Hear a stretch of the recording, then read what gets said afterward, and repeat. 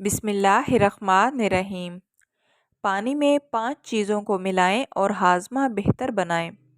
निज़ाम हाजमा को बेहतर रखने के लिए जिस्म में पानी की मुनासिब मिकदार का होना बहुत ज़रूरी है, क्योंकि पानी की मुनासिब मिकदार अगर जिस्म में मौजूद नहीं होगी तो आंतों के अफ़ाल सुस्त हो जाएंगे, जिसके नतीजे में फजला सख्त होगा और इखराज में मुश्किल पेश आएगी, यानी कब्ज़ का मसला दरपेश हो सकता है।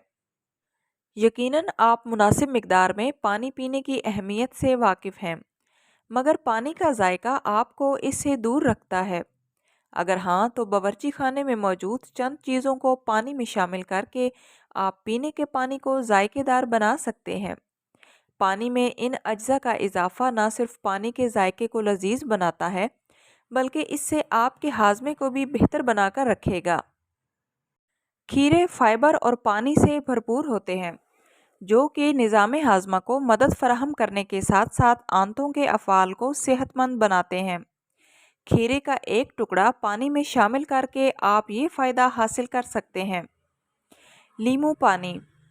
पानी में लीमू का इजाफा फ़ायदेमंद होता है, क्योंकि लीमू विटामिन सी से भरपूर होता है, जो कि हाजमे में मदद देने वाले एंजाइमें बनने में मदद देता है।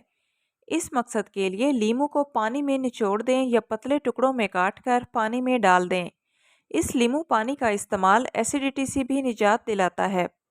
पुदीने के पत्ते। पानी में पुदीने के चंद पत्तों का इजाफा इसको जायकेदार बनाता है।